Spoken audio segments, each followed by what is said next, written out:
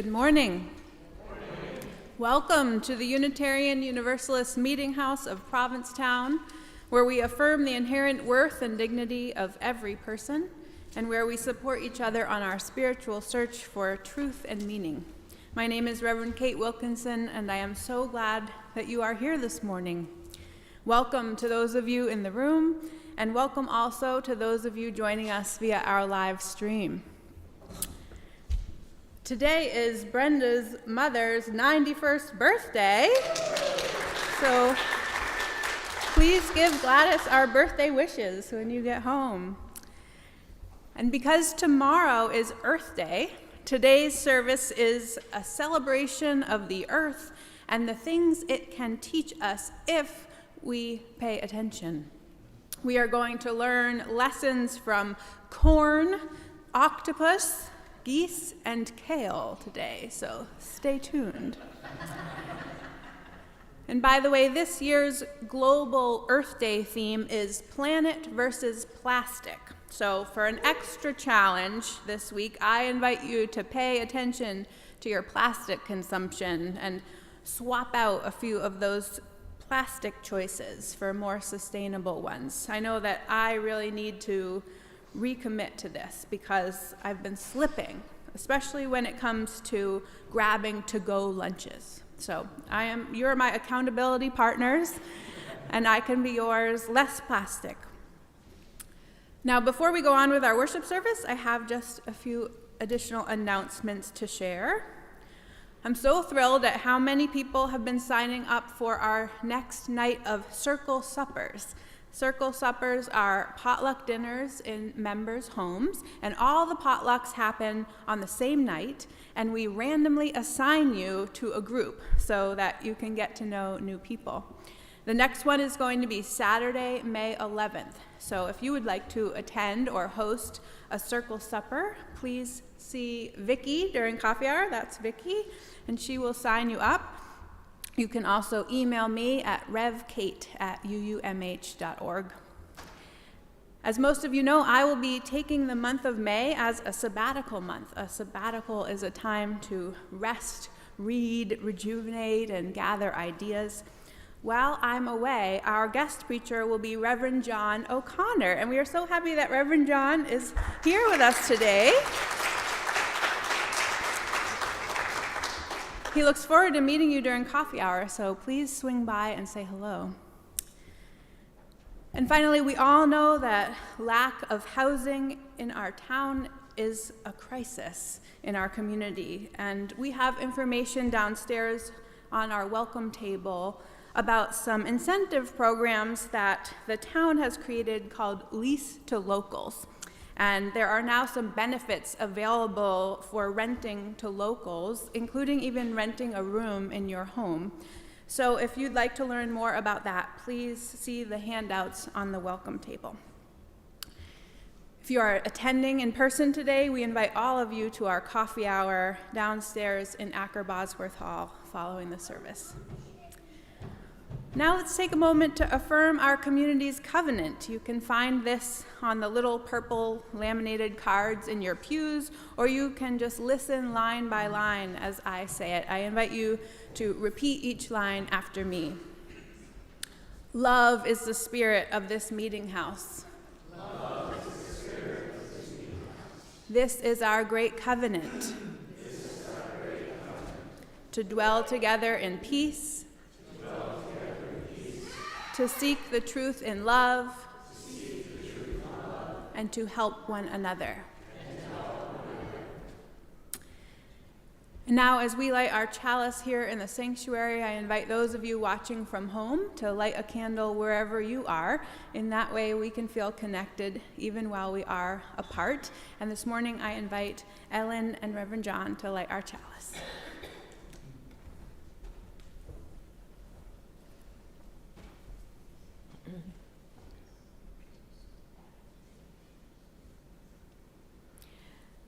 Our chalice lighting this morning is by David Breeden. Our light is the light of the sun, keeper of all we love. Our light is the light of the earth, provider of sustenance. Our light is the light of all living things, life precious like our own.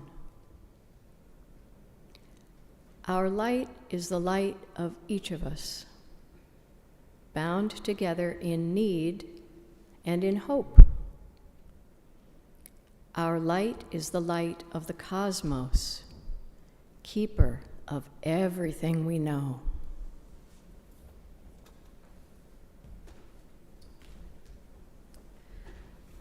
Would you please join me now for our opening hymn, number 38, Morning Has Broken. That's number 38 in our gray hymnals. Morning has broken. Please rise as you are able.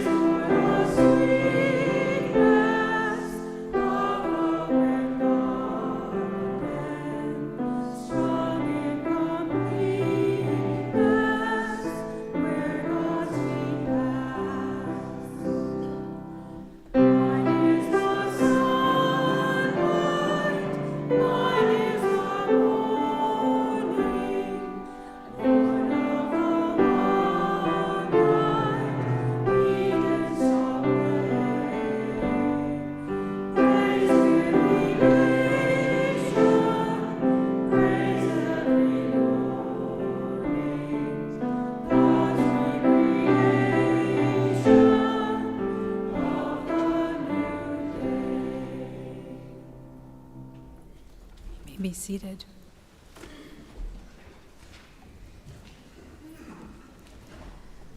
I invite you now into a time of meditation and prayer. During this time or at any time during the service, you are welcome to light a silent candle at the table to the right of the pulpit, where there is a journal to record your thoughts and prayers. After the prayer, we'll sing together Spirit of Life, hymn number 123. Which you can also find printed on the purple laminated cards in your pews. We'll sing it first in English and then in Spanish. Our prayer this morning is by Laura Horton Ludwig. Spirit of life, spirit of earth, spirit of all that breathes and all that is, we love you. We love this planet and its people and its beings. We love this interdependent web of all existence of which we are a part. We love it all, and we want it all to be well and blessed and healthy. But we are human, and as a people, our hearts are still small. So often our love and our sincere desire for the well-being of all is not yet enough to restrain our collective desire for more for ourselves. More money, more power, more things. So often we act in the service of that desire for more in ways that harm our fellow humans and the countless beings with whom we share this earth. And so often, even when we would do otherwise, we feel powerless. The problems are so big, the scale so enormous. What can one person or one small group really do? But today, let our prayer be for hope and commitment to stay in the struggle, to do what is right as best we can each day, and to love you, Spirit of earth and ocean, stars and rocks, beings of every kind, not least our human neighbors, to love this glorious whole as we love ourselves. For we are you, and you are us. Blessed be.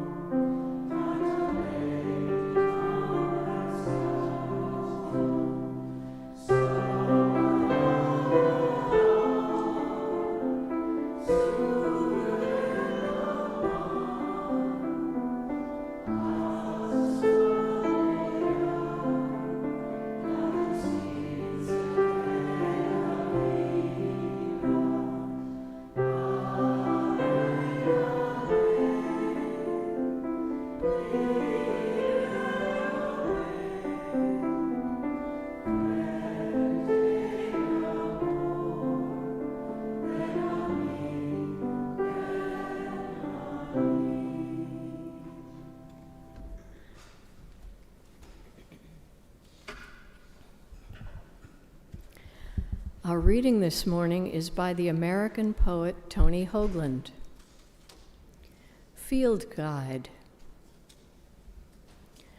Once, in the cool blue middle of a lake, up to my neck in that most precious element of all, I found a pale gray, curled upwards pigeon feather, floating on the tension of the water.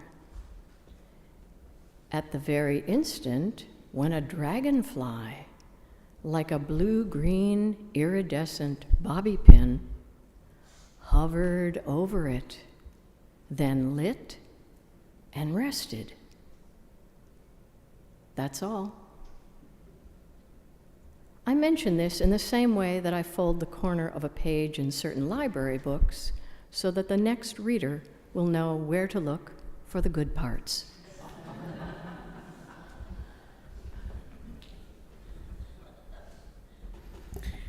Please join us in singing our next hymn, number 29, Joyful, Joyful, We Adore Thee. That's number 29 in those same gray hymnals. Joyful, joyful, we adore thee. Please rise as you are able.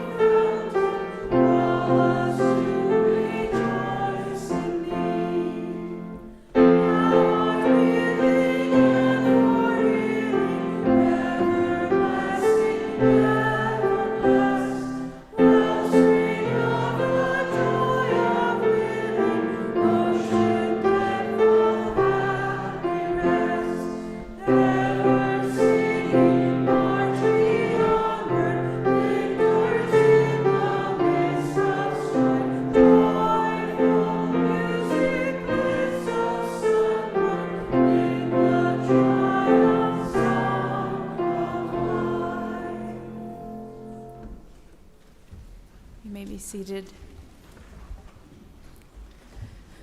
Now is the time in our service where we take a collection for the ongoing support of this meeting house and our shared ministry. As we enjoy a musical reflection by our choir, we welcome your donations here in the sanctuary or online through PayPal or Venmo. You can find that information on our website, uumh.org, and there are QR codes in the pews as well. I invite 3 volunteer ushers forward to take up the collection on and off site. Your offerings will now be gratefully received. We've got someone in the back would like to help too, so we can do 4. Why don't you come up? Yeah. Thank you, thank you.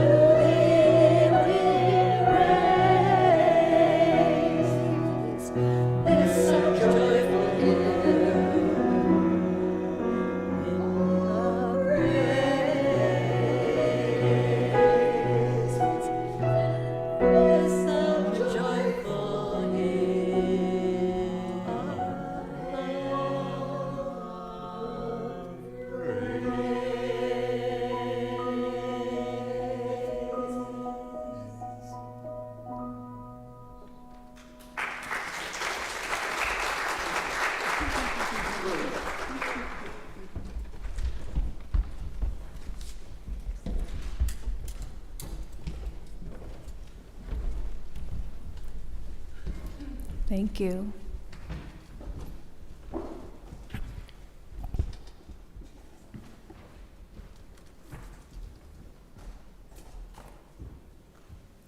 Ralph Waldo Emerson once asked what we would do if the stars only came out once every 1,000 years.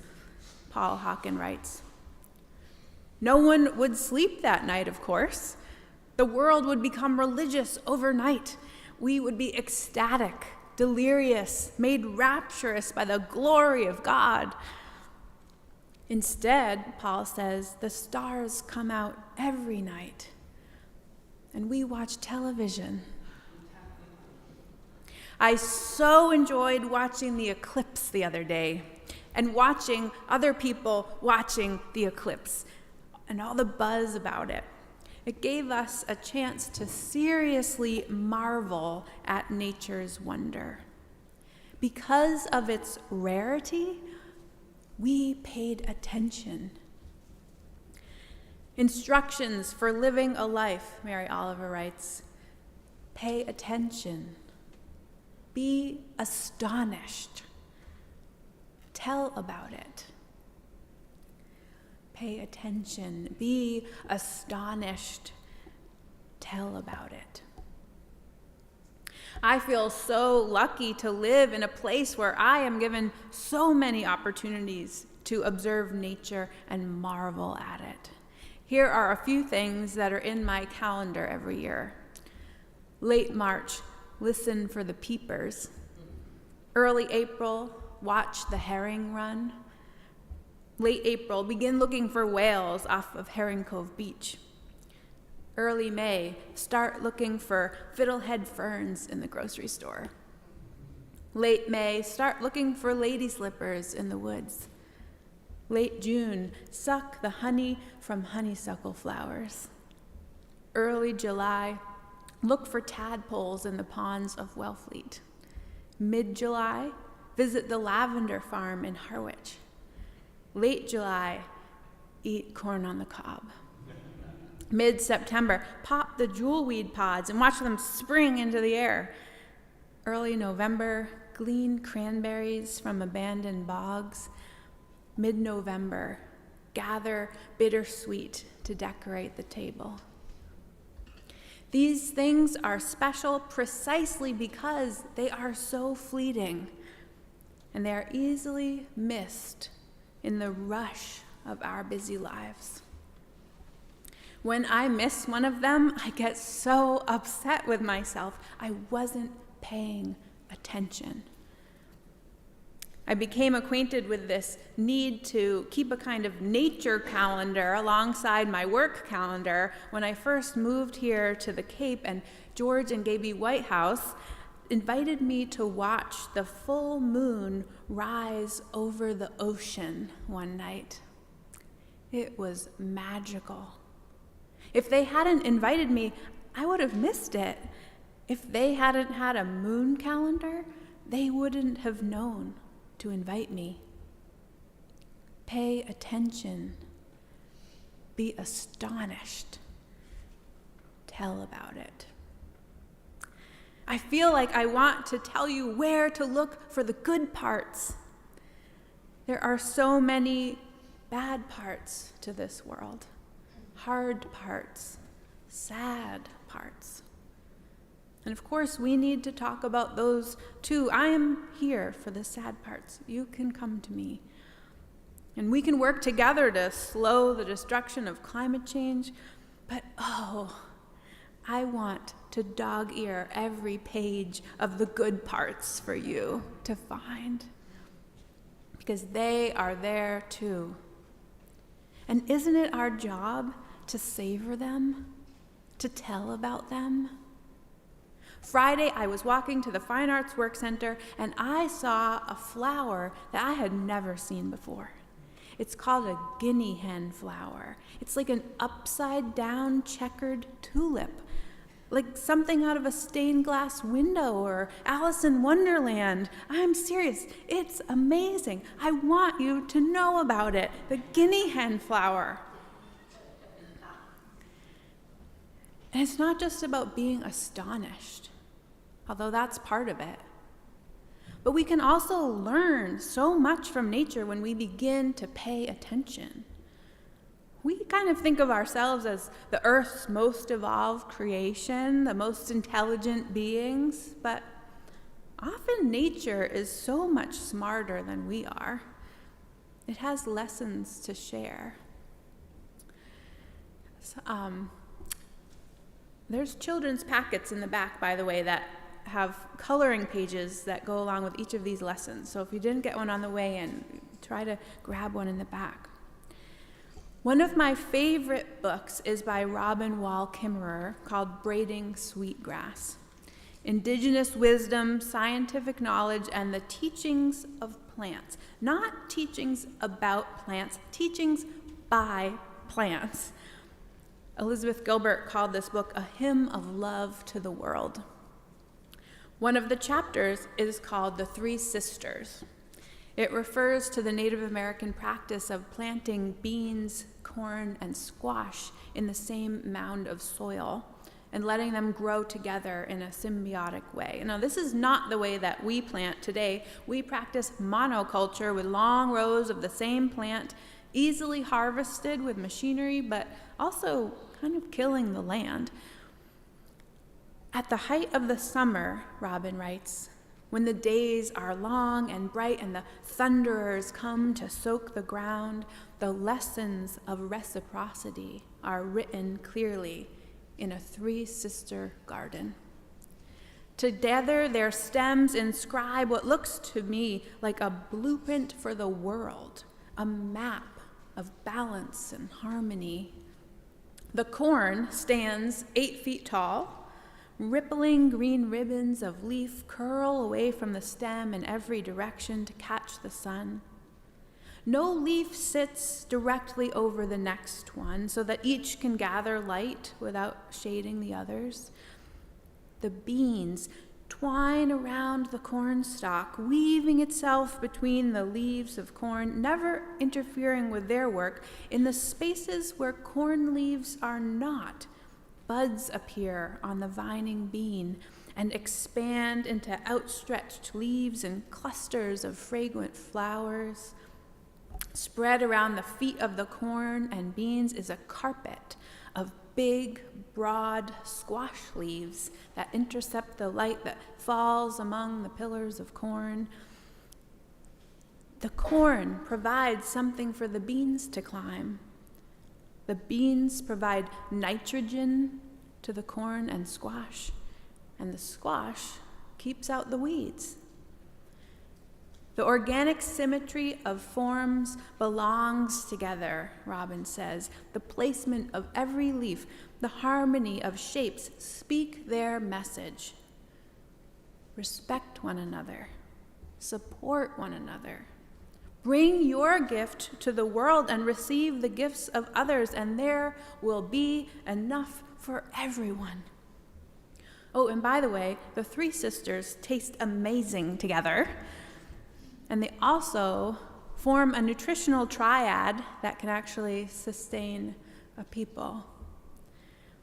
It's tempting to imagine that these three are deliberate in working together, Robin says, and perhaps they are, but the beauty of the partnership is that each plant does what it does in order to increase its own growth. But as it happens, when individuals flourish, so does the whole.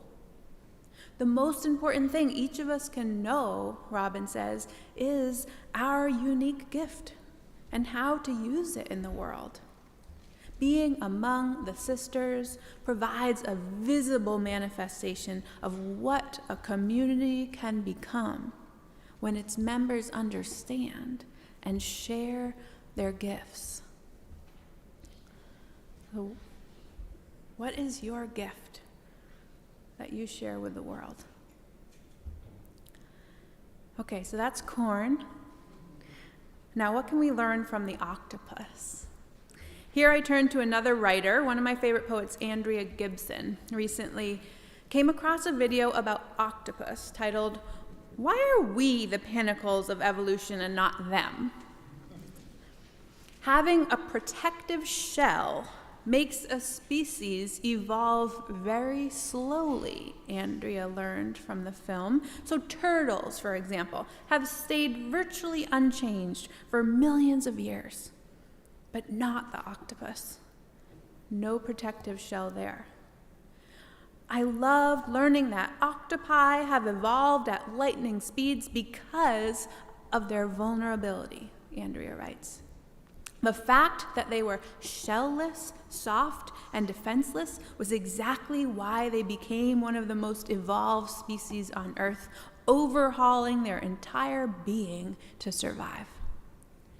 Did you know that an octopus has 3 hearts and 9 brains? They can taste with their skin. They can feel light. Though they don't have ears, they can hear impeccably. They're also capable of making decisions quicker than any other living being on the planet. And that's not even to mention their wisdom and emotional depth, which we humans may not yet be evolved enough to comprehend.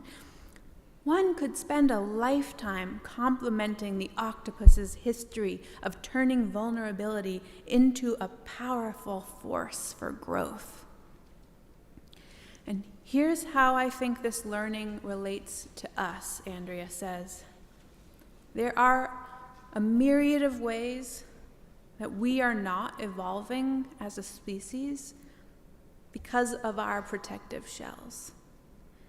Many of us are guarded, closed, shut down, but it's impossible to learn while in a state of defensiveness.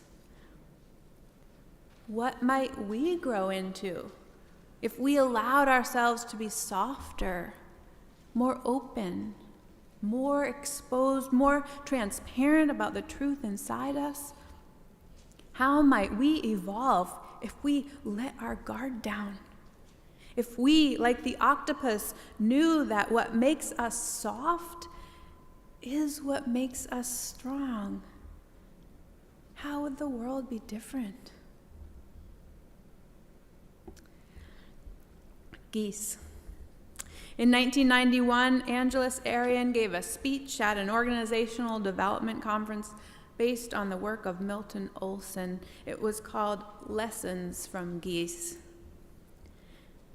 As each goose flaps its wings, it creates an uplift for the bird that follows, Angela said.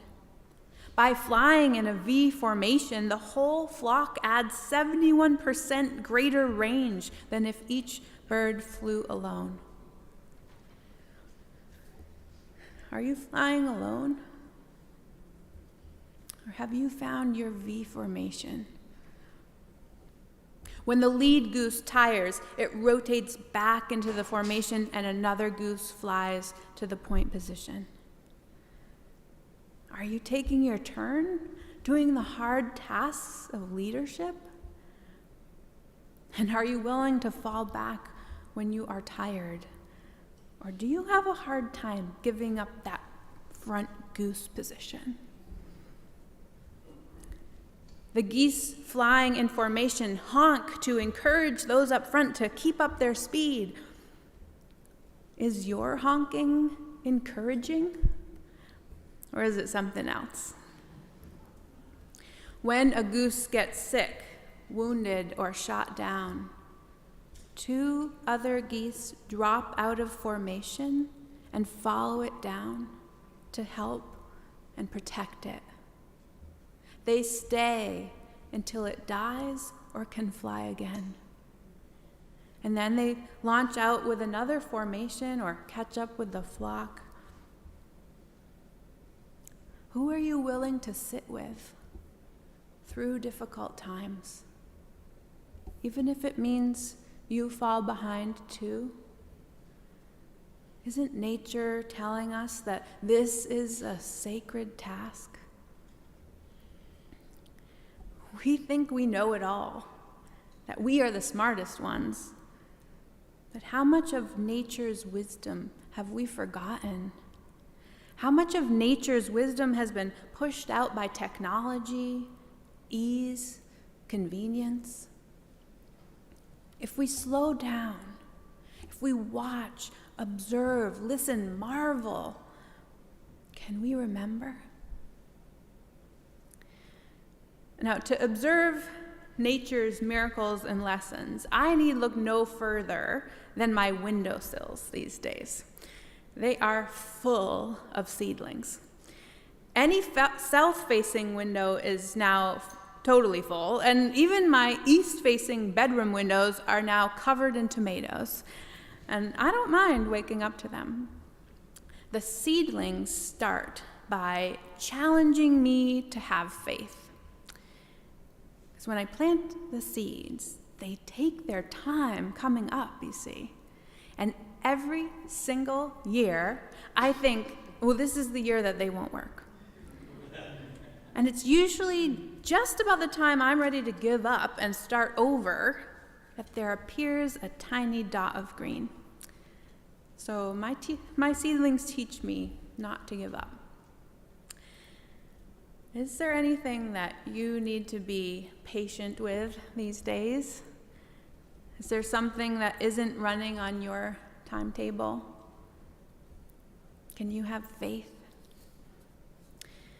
And you know what? Apparently, it's no mistake that working in the dirt makes me happy, makes me feel more connected. Breathing in the scent of Mother Earth stimulates the release of the hormone oxytocin, Robin Wall Kimmerer writes, the same chemical that promotes bonding between mother and child, between lovers, held in loving arms. No wonder we sing in response. Living a sanitized life won't make us happy, nature is teaching me. Playing in the dirt, getting a little messy, that's how we're going to grow. The land is the real teacher, Robin says. All we need as students is mindfulness. Paying attention is a form of reciprocity with the living world. Receiving the gifts with open eyes and open hearts. So speaking of gifts, I have a gift for you. I hope you will receive it with an open heart. Now, it's not everyone's favorite, but it is mine. And it has been planted from seed and tended and repotted with love. Kale. My gift to you is kale. Now, I grow about 10 types of kale each year, not to mention all the other leafy greens, and I get very excited about it. I'm like Bubba in the Forrest Gump movie, naming all the things you can make with shrimp. But I haven't brought all 10 today, but I have brought 4. Scotch kale, dazzling blue kale, scarlet kale, dinosaur kale. So during the postlude, I invite you into this ritual of receiving nature's gift. Maybe you can put it in your windowsill and watch it grow for a little while, and then let me know what it has taught you. Pay attention. Be astonished. Tell about it. But first, let us ask one more question. It has become our practice to pose a question based on the theme of the service each week. It can be a topic of sharing at coffee hour today or with friends during the week. If you'd like to delve deeper into this question, we invite you to join us on Tuesday on Zoom Coffee Hour, Tuesday at 5 p.m. Please contact the office if you need the link. Based on Mary Oliver's advice to pay attention, be astonished, and tell about it, our question this week is, what's one thing that amazes you about the natural world? What's one thing that amazes you about the natural world?